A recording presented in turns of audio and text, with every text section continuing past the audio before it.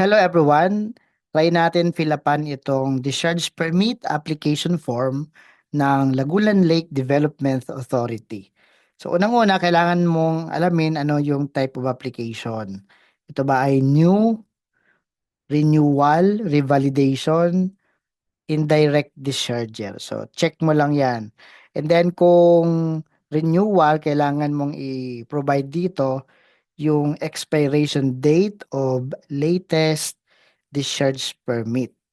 And meron naman tayong revalidation at saka indirect discharger, lalong-lalo sa mga ah, walang discharge ng tubig sa immediate water body at nakakonect sila sa common drainage or public sewerage system. Halimbawa sa Manila Water or Maynilad, nagdi-discharge sila sa public sewerage system. So, kailangan ma-identify dito yung type of application. So, for example, new. And then dito sa baba, kailangan ibigay dito yung applicant information. So, lalagyan natin dito name of establishment or project. So, halimbawa, lagay natin dito ABC Restaurant. So, that's the name of the establishment. Tapos, ano yung business activity? So, halimbawa, lagyan natin dito ay food service. O let's say fast food service. Or pwede mong sambitin na lang yung restaurant. So, whatever nature of business, naka-indicate naman yan sa ating BIR registration. Naka-indicate sa BIR 2303 ninyo kung ano yung activity natin. Then dito, meron tayo ditong tax identification number or TIN. Halimbawa, lagay natin dito 944-044-000. And then, year established, kailan first time na isyuhan ng DTI or ng SEC registration certificate. Anong year? So, halimbawa, 2026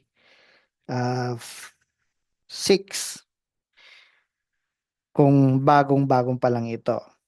Now, dito ay kung renewal, so kung malalaman mo na may isang taon nang nakalipas, so halimbawa 2025, yan. So ngayon nag-a-apply ka ng renewal 2026. So base doon sa copy ng iyong discharge permit, ngayong buwan na ito, ikaw ay magre-renew. Yan. So ang iba ay mas matatagal pa bago nag-apply ng discharge permit kasi ngayon lang napadalhan ng notice of violation or notice of non-compliance. So itong year established ay kung ano yung first time issuance ng DTI or ng registration certificate sa SEC. Or kung hindi naman tayo sa private, kung nasa government tayo, kung kailan talaga nagsimula yung government institution na yan. So dito, PSIC code. Tatanungin tayo niyan ano yung PSIC code. Base rin kasi yan sa ating activity. So, pwede nyong puntahan yung BIR 2303. Naka-indicate doon ang PSIC code. Isa yan, BIR 2303. At pwede mo rin puntahan ang DNRAO 2016-08, lalong-lalo yung nakasulat sa Table 8 or sa mismong website ng PSIC, PSA, PSIC. Ano yung PSA? Yan yung Philippine Statistics Authority. So kung meron kang BIR 2303, makikita mo yan doon sa pahina, sa pinakaunang pahina at nag-iisa lang naman nga yan. BIR 2303, nakasulat doon ang PSIC code. Iba-iba yan. Halimbawa, kung restaurant, kung ito ay hospital, o kung ito ay manufacturing, iba-iba yan. Yun, kung yan ba ay animal production. Iba-iba ang PSIC code.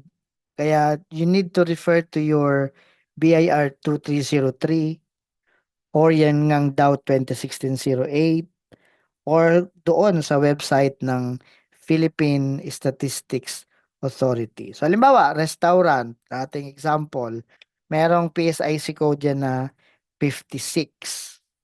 Kasamaan po niya ng yung mga fast food, yung mga food chain, mga bars, food or beverage services.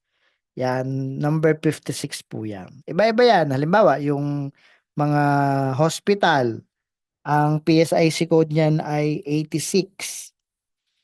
Ano, yung mga laboratories, medical laboratories, meron niyang PSIC code na 86,900. So, iba't iba. Depende sa ah, establishment. Okay? So, next dito sa establishment ID, ito, pipilipan mo lang tong establishment ID kung meron ka ng LLDA clearance. O, malalaman mo yan. You can refer to LLDA clearance based on LLDA clearance. Lalong-lalo kung meron ka na ring discharge permit dati, nakasulat doon sa pinaka lower portion ang establishment ID. So check mo na lang ito. I-check mo na lang yan dyan.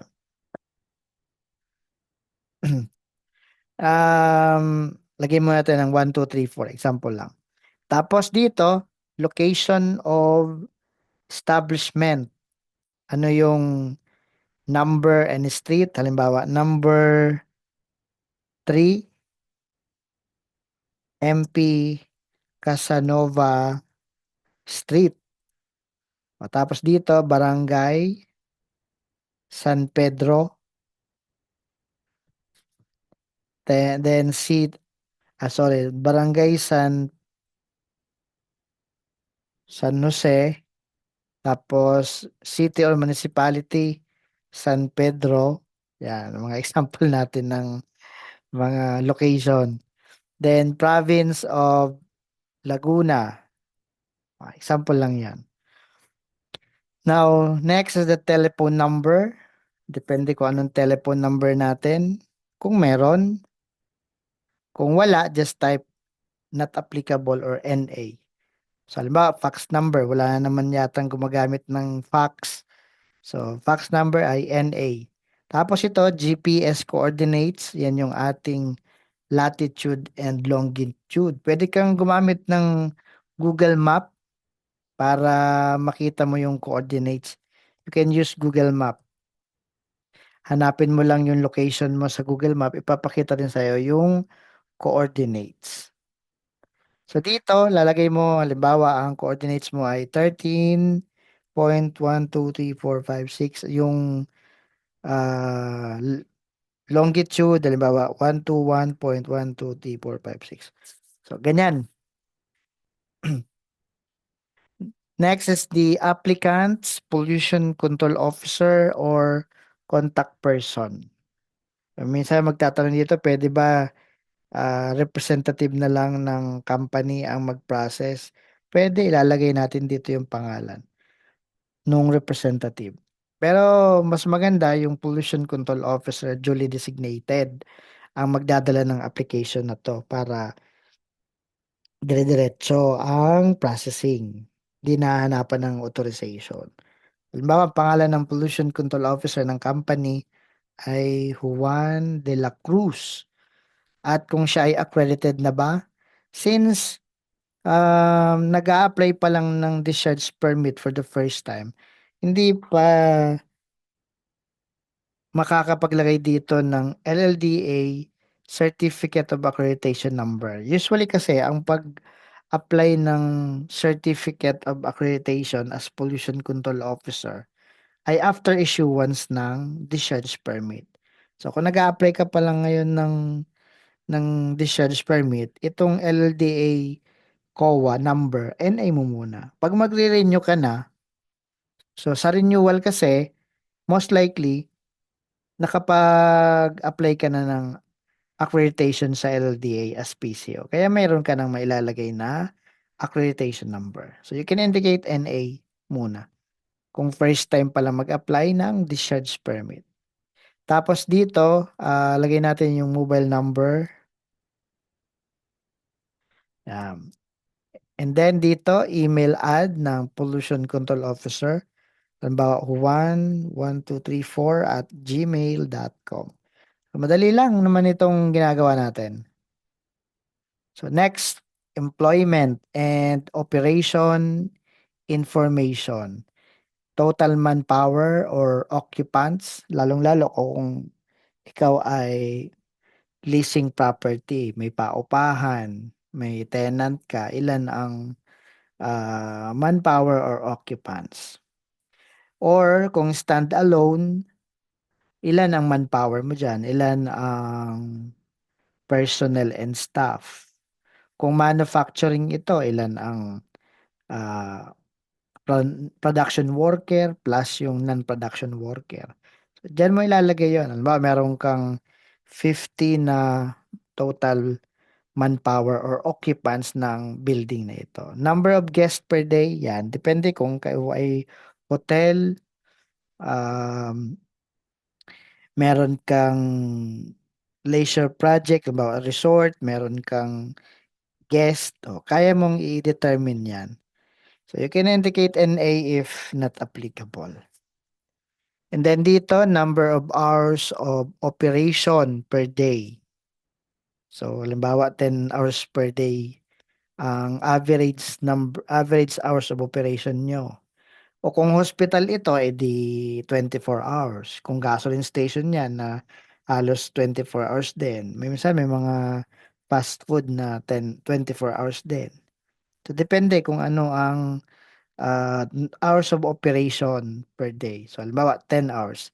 The number of days of operation per month. So, kahit linggo, open kayo, kaya habot ng 30. Then, number of days with discharge per month. Pwede mong sambitin dito na 0 kung wala naman kayong discharge dahil nasa septic tank pala yung inyong mga wastewater. Nasa mga oil and water separator lamang, hindi hindi ka nagtatapon ng tubig sa mga public drainage. Ano po? So, here, meron namang water sources, letter C, water sources, consumption, and wastewater generation. So, may tatlong mahalaga dito. Una, yung water source. So, meron pilihan dito ng mga sources of water supply. Itong Manila Water or Maynilad, lalong-lalo sa kung nasa Metro Manila tayo, so may water bill. Kung Manila Water or Maynilad, dito tayo sa portion na ito. Halimbawa, ang ating daily average water consumption ay 10 cubic meter. So, base yan sa ano mo, water bill.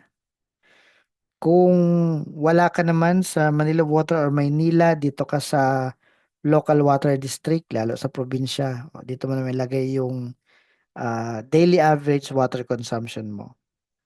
Kung wala doon sa dalawang nabanggit, gumagamit ka ng deep well. So, dito naman sa baba. Under, sa deep well source. At kung hindi naman sa deep well, groundwater, dito sa surface water, gaya ng lake or river. At kung hindi nyo ma-specify mula sa taas, dito tayo sa others. And then we indicate the total, no? So for example, gumagamit tayo ng tubig galing sa Maynilad or Manila Water. So dito sa baba, yung total. So let's say 10. So yan, balance siya. Then dito naman, ano ang gamit nung 10 cubic meter? Kung meron kayong process wastewater, ilan portion ng 10? Washing, ilan ang portion sa 10?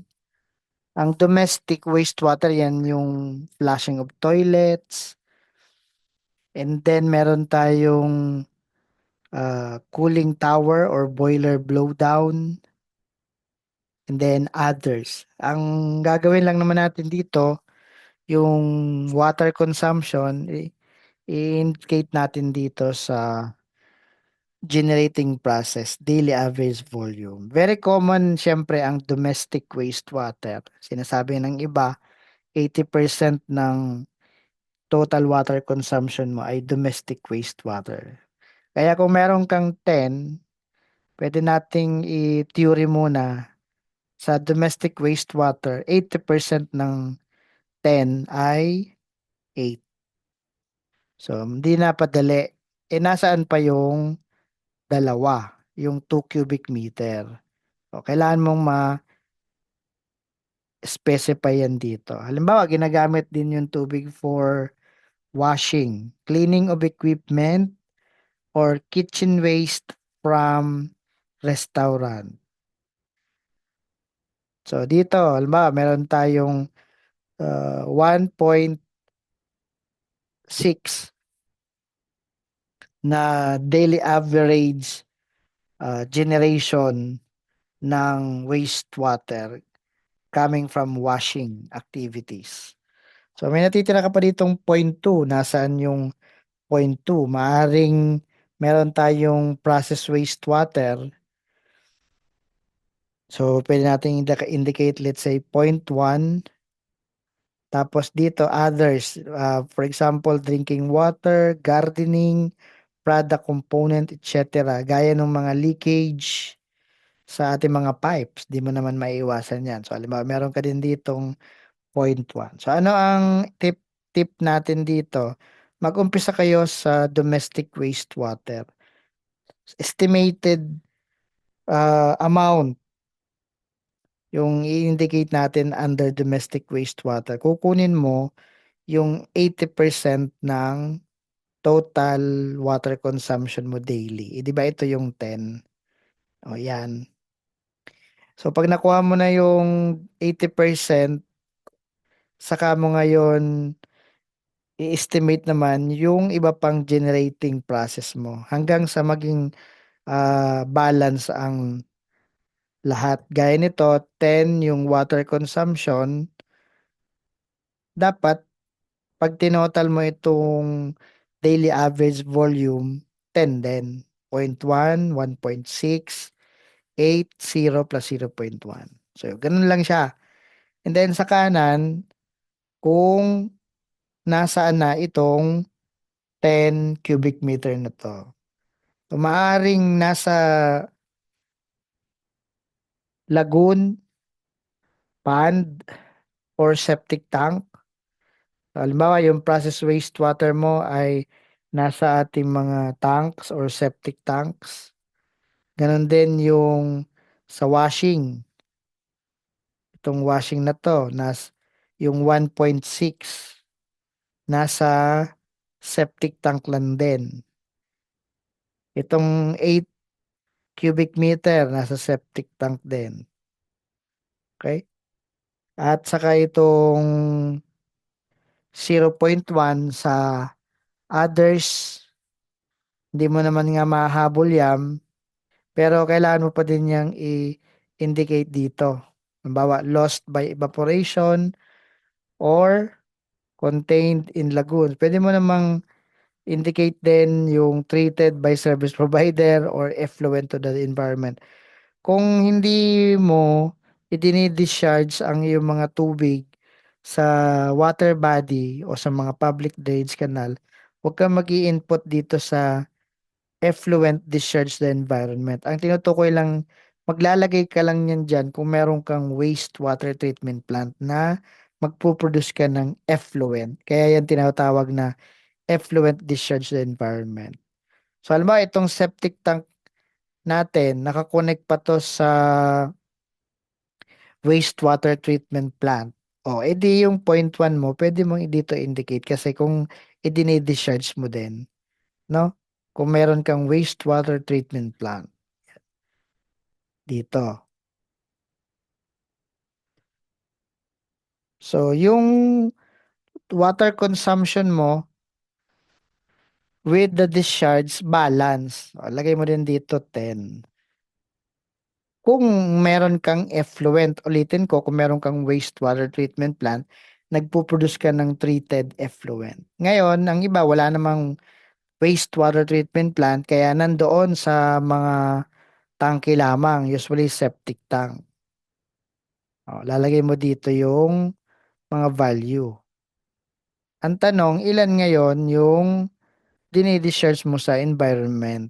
'Di ba sabi mo kanina, zero. Itong nandito sa taas. Number of days with discharge per month. So, wala kang ang araw na nagdi-discharge. Kaya dito, zero din.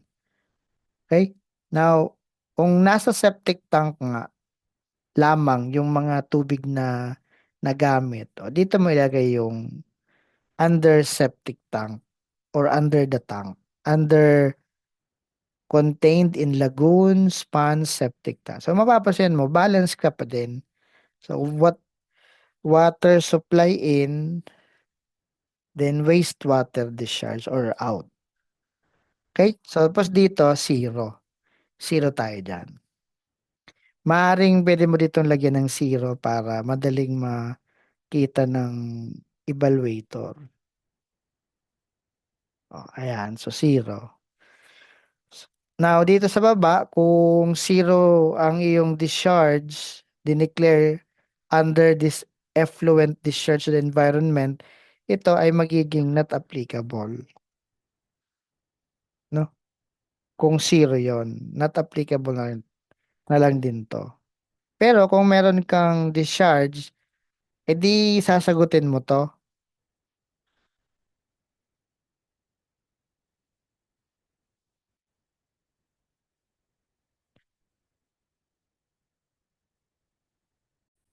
So, sasagutin mo ngayon itong letter D wastewater information kung meron kang dineclare dito na volume.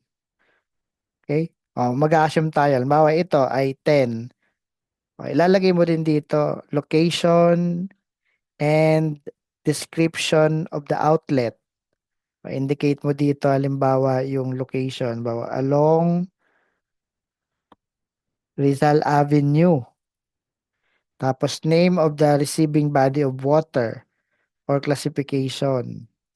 Halimbawa, Laguna Lake. And then the estimated body concentration, halimbawa, body, BOD, biochemical oxygen demand, bawat nakalagay ay 10 milligram per liter. Then dito naman, average rate of discharge. Di ba sinabi mo, kung ito ay 10, kung nagdi-discharge ka, halimbawa 10, so 10 din ito. Yan ay kung may discharge dito, kung may in-indicate ka, wala sa tangke, kundi nandito sa discharge. Madali naman yung sinasabi natin. Pagka zero ang discharge mo dahil nasa mga septic tank lang yung tubig, hindi to applicable itong letter D. Pero kung lahat ng tubig galing sa septic tank, nakakonect sa treatment plant, dito ka i-indicate ng mga value na to. Instead dito sa septic tank, dito ka na ngayon sa effluent discharge. Then total din. Parang ito, ililipat mo lang tong portion na ito dito. So kung meron ka ditong value na 10, applicable sa iyo itong letter D. Mode of discharge. Halimbawa, intermittent, hindi naman continuous. Kasi meron kang equalization tank na lahat ng tubig doon muna napunta. Pagka na-reach na yung level na mataas, saka ngayon pa kukunin ng pump yung tubig at ipaprocess sa treatment system. So dito minsan nakakapag-schedule na lang discharge. Halimbawa, every Friday ng 5 p.m. Ganon. Na kung meron kayong wastewater treatment plant. So in this case, kung zero ito, wala ka ditong information na ibilalagay. Kumbaga magiging not applicable. In case lang na meron kang dineclare dito na under effluent discharge. Okay? So kung zero to, ang magiging sagot natin dyan sa bawat portion ay NA lang. Assuming wala tayong information sa taas, ilalagay mo na lang NA. NA. So pag tinanong ka ng evaluator, bakit NA ito, sabi mo, hindi ka naman nag-declare ng discharges kasi nasa septic tank, no? Next is the letter E, wastewater treatment system information. Ano ang gamit mo? Sabi mo nga dito kanina, under contained in lagoons, ponds, or septic tank. Kaya dito, checkan mo tong septic tank. Dito ka.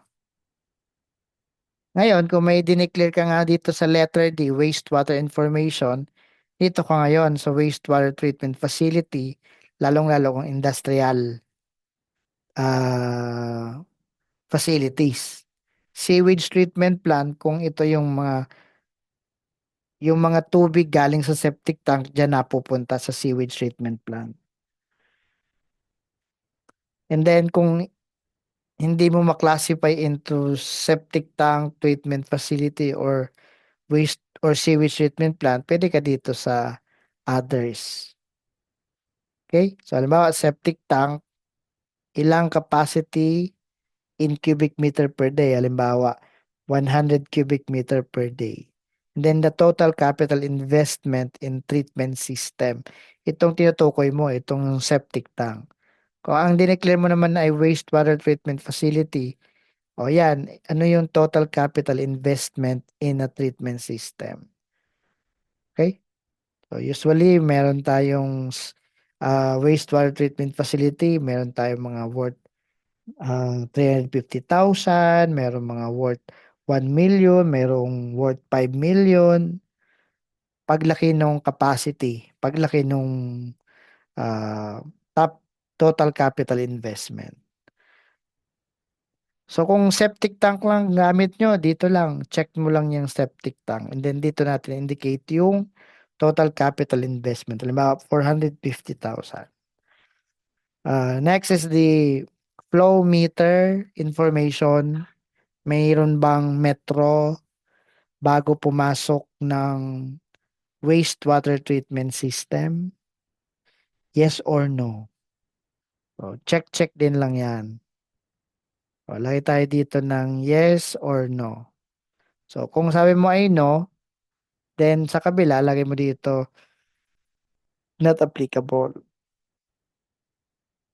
Tapos, meron namang hazardous waste management. The method of disposal. So, ikaw ba ay paano mo minamanage ang ating hazardous waste? So, lalagay mo dyan method of disposal, bawa through DNR, accredited transporter, and TST. Tapos dito naman, DNR ID number as a hazardous waste generator, yan yung makukuha mo sa DNR through hazardous waste management system via hwms.emb.gov.ph. So ikaw bilang waste generator, dapat registered ka doon. Kaya ang DNR ID number na tinutukoy dyan, may mga format yan like OLG, ibig sabihin generator. Hindi po yan generator set, kundi yung uh, nag-generate ng hazardous waste. So, alam mo, OLG, tapos kung anong region, nag-issue nung DNR ID number. Ano po? Yun. Ang iba, transporter. Kaya mayroon ka makikita ditong OL, TP. O yung mga treater naman, makikita mo OL, TR. So ito, as for waste generator ito, may makikita ka dyan OLGR. Yung mga currently na issuean ngayon, G na lang. So wala na yung GR. Tapos date issued, halimbawa, January 5, 2026. Okay? So this is your uh, page 1, completing the page 1 ng application for discharge permit. Tapos, meron pa yung page 2, yung sketch of sampling station. Yan ay kung meron kayong wastewater treatment plant at meron kayong sampling box at meron kayong outfall kung saan kayo nagdi-discharge ng wastewater. Halimbawa sa public drainage canal, sketch mo yung sampling station nun. Then vicinity map, sketch din. Then after that, letter J na. The last part, compliance with previous discharge permit issued.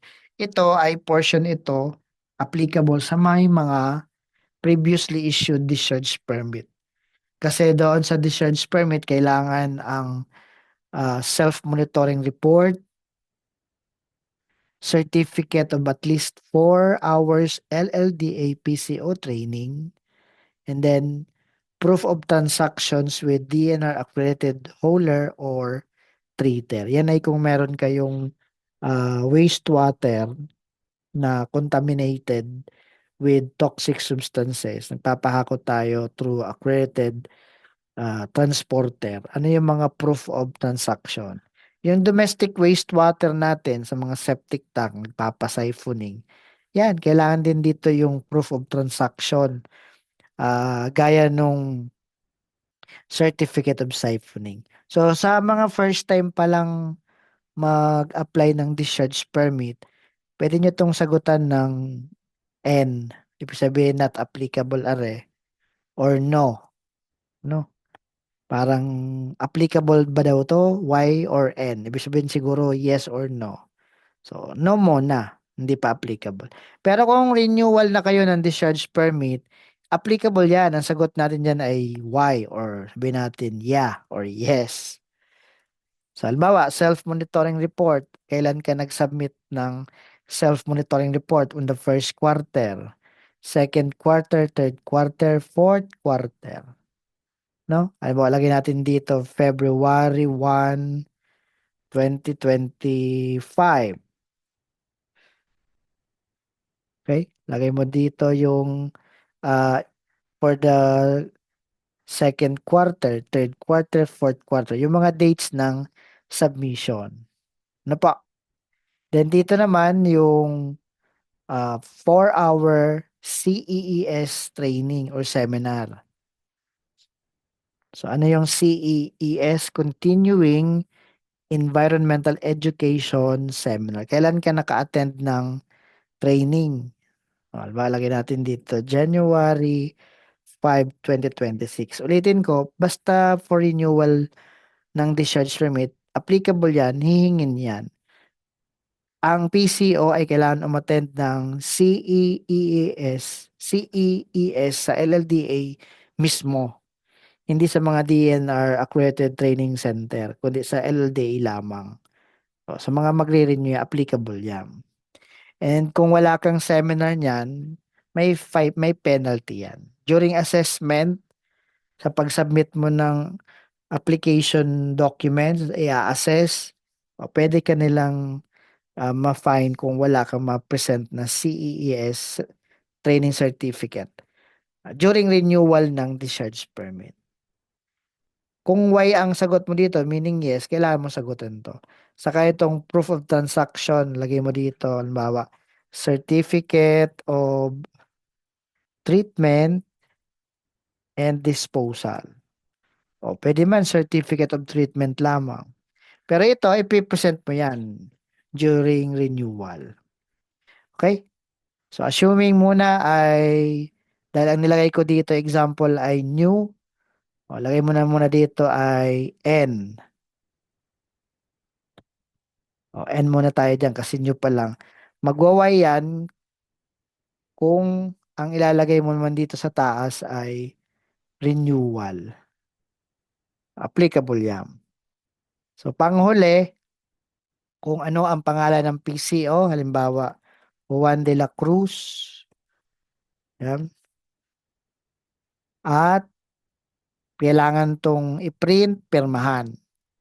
Lagyan natin ng date, January 23, 2026. Dito naman pangalan ng CEO, ng owner, ng managing head, lagay mo dito. Halimbawa, Peter S. Pan.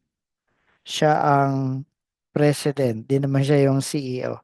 Then date din. Halimbawa, January 23, 2026 kung kailan pinirmahan. So, kailangang i-print para mapirmahan at saka mapanotaryo. I-prepare mo lang ang 3 sets nito. So, lahat sila notarized. So, mag-print ka ng 3 set and then pirmahan at ipanotaryo. So, 3 kopya yon. Ang gagawin mo, ipapasa mo yung application form na ito sa second floor sa LLDA. LLDA building kung saan mo ipapasa yung application documents mo. So, 3 sets. Yung mga supporting documents mo, i-attach mo dito sa application for discharge permit. 3 sets. Dalawa sa kanila, isa sa iyo.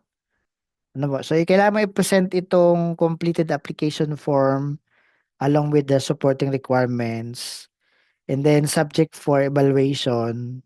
Tapos gagawan ka ng assessment kung magkano ang babayaran mo. Kung sa tingin nila ay kumpleto naman, wala nang missing requirements, bibigyan ka ng assessment at pwede mo nang bayaran yan sa cashier, yung kung magkano ang babayaran. Sa cashier, hihingin sa'yo yung pambayad mo, tapos kailangan mo naman yung resibo. So doon sa assessment, yan ay form yan, inilalagay doon ang OR number sa kayong date ng OR. So pagka nabayaran mo yung fee, discharge permit fee, ibibigay mo yung photocopy ng OR o yung original copy nung assessment form saka isang photocopy nan. Kasi dalawang sets of requirements ang hihingin sa'yo. So yung isang set para para sa kanila, tapos lalagyan nila nung original copy nung assessment at saka nung original yun yung assessment. Yung pangalawang kopya nila, yung photocopy nung proof ng ah, yung sa assessment. So, tandaan mo, may assessment ang LDA, original yon, dadalin mo sa cashier. Ibibigay mo, ibabalik mo yan sa LLDA personnel doon sa ano sa iyo, nag-assess. Kasama ng photocopy niyan. So, kaya dalawa, meron silang tig kanyang assessment. Isang original, isang photocopy. Tapos meron ka ring dalang iyo dahil 'di ba 3 sets nga itong application form duly notarized. So, kung meron ka ding iyong sariling photocopy nung assessment at saka yung original naman yung OR sa iyo. So tandaan mo doon sa application form na ito, tatatakan nila ito ng 21 days upon receipt nung documents. Upon receipt ng documents, ibig sabihin na may bayad na rin yon. Babalikan mo siya kung approved na yung discharge permit mo. At least, check mo lang yan sa form na ito. Tinatakan nila yan na 21 days. Pwede kang bumalik para sa copy ng approved discharge permit. Yan ay kung walang findings after na ma-receive na nila. Kasi maaring may na-overlook. Susulatan ka naman yan kung may, halimbawa, may clarification doon sa number 1 dito sa water balance, itong letter C. Bakit 10 yan? Mga ganon. Pagalawa, kung may kulang sa assessment fee, na yung mga na-declara doon sa assessment form, baka may kulang o kailangan mong bayaran. So, bago nila i-process tuluyan yung discharge permit mo, bayaran mo pa din yung kulang kung may kulang. Ayan yung mga common. Okay?